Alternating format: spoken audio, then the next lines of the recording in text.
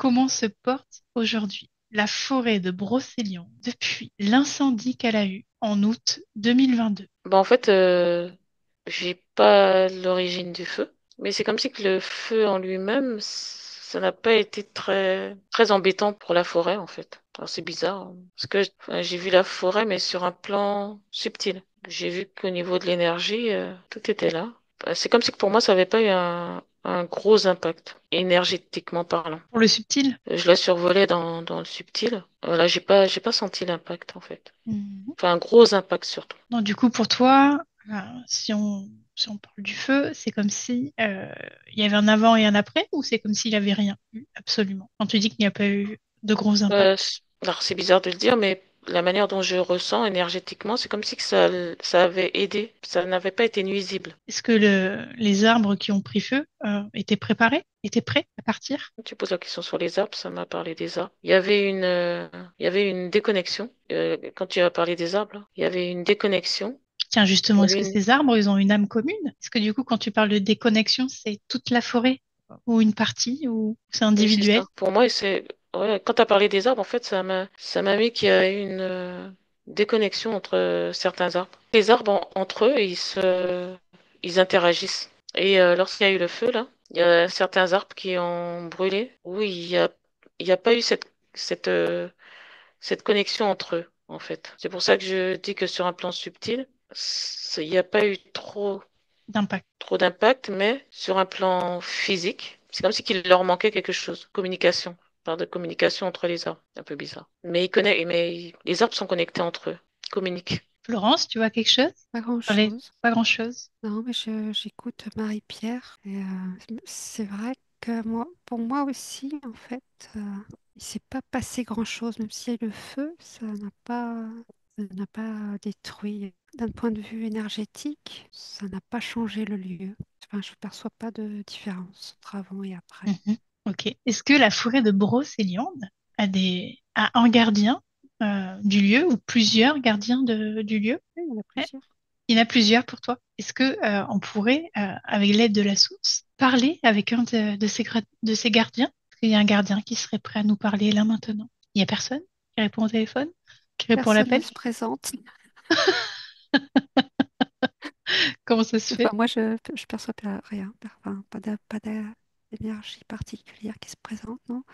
J'ai l'impression que la forêt et enfin, tous ces êtres sont repliés sur eux-mêmes. Ouais, ils refusent le contact. Tu as le même ressenti, Marie-Pierre? Le ressenti que j'ai, c'est que c'est comme si qu'ils jouaient, en fait. Enfin, avec moi. Enfin, ils se présentent sur plusieurs identités, donc c'est pour ça que j'y crois pas trop, en fait. Ça me dit oui, il y a un gardien, mais, Alors, vous faites mais les ils se présentent sur vérifications. plusieurs identités, alors c'est bizarre. Et si tu demandes au cœur de Brocéliande, à l'énergie Brocéliande, le lieu, tu te tiens à distance, dans des hautes protections à travers ton écran de très haute fréquence. La source nous guide vers un être, un gardien, qui est prêt à nous parler. Maintenant, est-ce que tu as quelqu'un, oui ou non? Je suis comme une énergie, Tu fais les ça se vérifications. rapproche. Hmm. Tu te tiens bien à distance. Comment ça vibre pour toi? Il me dit qu'il peut prendre la forme qu'il veut. Alors, comment tu le perçois? Qu'est-ce que tu vois? Demande-lui de choisir une forme et de ne plus bouger. Tu veux que je te laisse prendre le temps de prendre les informations? Oui, s'il te Ouais. plaît. Ouais, ok. Alors, je te laisse prendre tout le temps de prendre les informations et je vais demander à Florence. Est-ce qu'il y a quelque chose de nouveau qui est venu à Alors, toi? oui, j'ai perçu un être qui est un esprit d'un arbre. Donc, il est confondu avec l'arbre. J'essaie de lui parler, mais j'ai pas de réponse. Tu veux dire que est-ce qu'ils ils en veulent aux humains de ce feu de forêt? Hein, comment? Tu as dit Je dis non, c'est comme s'il le savait déjà. Je ressens une sorte de résignation envers les humains? oui, sur ce qui se passe. Qu'est-ce qui se passe? Alors, vas-y, c'est très Sur intéressant. la, Tu peux aller creuser. et surtout respect des humains. Ils ne comprennent toujours pas l'importance de la nature et qu'ils ne comprennent pas non plus qu'il existe des êtres, notamment dans cette forêt. Résignation, c'est un petit peu ce constat, c'est qu'ils n'y peuvent rien. Est-ce que pour toi, cette forêt vibre à des fréquences assez élevées? Oui, oui, toujours, malgré les attaques. Et quand tu dis qu'il y a une sorte de résilience, c'est la forêt, toute la forêt entière, ou il y a quand même une partie qui accepterait de se présenter à toi pour communiquer? C'est général. Oui, j'ai l'impression que L'être qui s'est présenté comme un représentant de toute la forêt. Mhm. Euh, Alors, est-ce Qu'est-ce qu'il veut bien? Qu'est-ce qu'il voudrait bien dire aux humains? Si par exemple, je me déplace et que je vais à Brocéliande, me promener, qu'est-ce qui se passerait pour moi, autour de moi? Est-ce qu'il y aurait plusieurs élémentaux qui seraient là, plusieurs êtres qui essaieraient de rentrer en contact? un peu méfiant Et d'où vient cette méfiance du coup? que la forêt a subi pas mal d'attaques Hmm. énergétiques depuis longtemps. Ils refusent un peu le contact. Enfin, ils se retranchent entre eux, quoi. Ils se montrent pas, ils restent à l'écart de tout ce qui peut ressembler à un humain de près ou de loin. Ils arrivent quand même à conserver un cœur énergétique malgré tout, malgré toutes les attaques, les feux, Peut-être parce qu'ils unissent tous leurs forces, leur puissance, Oui, c'est la puissance énergétique de l'ensemble, hein, du lieu et de tous les êtres réunis. tous les êtres. Ils sont sur quel plan, eux?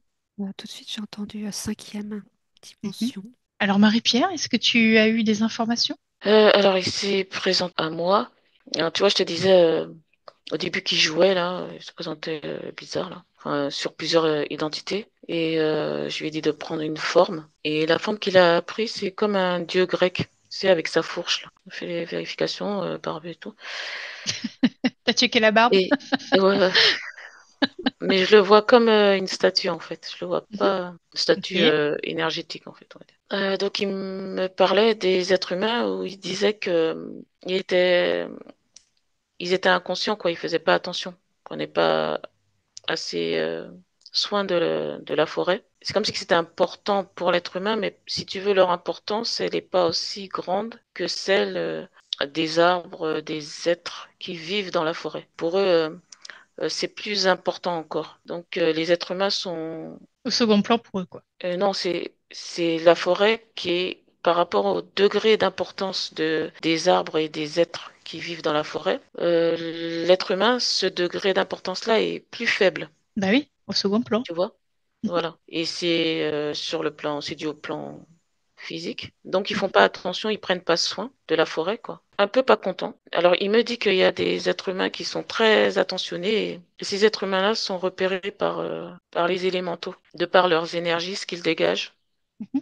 la sincérité d'être dans la forêt. Il y en a d'autres, c'est pas top en fait. Est-ce que ce lieu, la forêt de Brocéliande, est-ce qu'elle aurait un karma, je sais pas, une histoire, un passé qui ferait qu'aujourd'hui elle vive tout ça, toutes ces attaques? Ouais, tout de suite, ça m'a mis une forêt en règle générale, il y a beaucoup de mémoire, énormément de mémoire, quoi. Est-ce qu'il peut y Donc, avoir des mémoires de sacrifices ou de rituels un petit peu liés il y a un peu de à la tout. magie noire? En fait, il m'a dit que dans une forêt, en règle générale, ça perdure tellement dans le temps qu'il y a un peu de tout. Est-ce que les feux de forêt qu'il y a eu à répétition, donc le dernier en 2022, ne pourraient pas contribuer à nettoyer énergétiquement ces mémoires? Ça le fait dans la mesure où, sur un plan énergétique, la forêt n'est pas impactée tant que ça. Moi, quand je la vois sur un plan énergétique, elle n'est pas impactée. C'est plus sur un plan physique, où je te parlais de certains arbres là qui ont brûlé, où il y a eu une déconnexion dans un premier temps, mais après, avec les racines, ils ont pu se reconnecter. Donc, sur un plan subtil, il n'y a pas d'impact. Donc, c'est comme si que ça me dit que le feu, c'est pas si mauvais que ça me dit. Oui, mais C'est, est-ce que ça peut nettoyer, du coup, ces oui, mémoires? voilà. Ouais. Parce que sur un plan subtil, j'ai pas vu la forêt si impactée que ça. Donc, le feu nettoie, en fait. C'est plus sur un plan physique que c'est désastreux, en fait. Florence, tu as des informations par rapport au fait que la potentialité que les feux de forêt peuvent nettoyer ces mémoires? Juste pour info, depuis que Marie-Pierre parle, même juste un petit peu avant, j'ai mal dans l'épaule droite, là, comme si elle était déboîtée. D'accord. Bon, elle n'est pas déboîtée, hein, un petit peu de douleur comme ça. Je- C'est une information que tu as reçue. Je me semble juste d'aller voir ce que c'est. Est-ce que ça appartient au sujet, à Brocéliande? c'est un lien avec le sujet. Ok. Ouais. Du coup, quelle est l'information qu'on veut te donner par rapport à cette douleur? Tu peux prendre? Qu'est-ce qu'on veut te montrer? Ah, j'ai compris. C'est une petite partie. Ce qui est brûlé, c'est qu'une petite partie, et ce n'est pas l'essentiel. L'essentiel, c'est toute la vie, tous les êtres qui habitent, pas seulement les arbres, hein, mais aussi tous les êtres, les êtres liés à l'eau, parce qu'il y a beaucoup d'eau.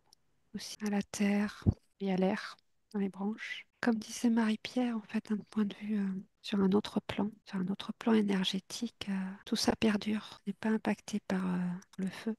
Alors, on dit toujours que l'ombre sert la lumière. En quoi ce feu de forêt pourrait servir la forêt? Est-ce qu'il y a un côté positif? Là, tout de suite, ça m'a dit ça nourrit. Le Ça feu nourrit. nourrit. Ça nourrit quoi?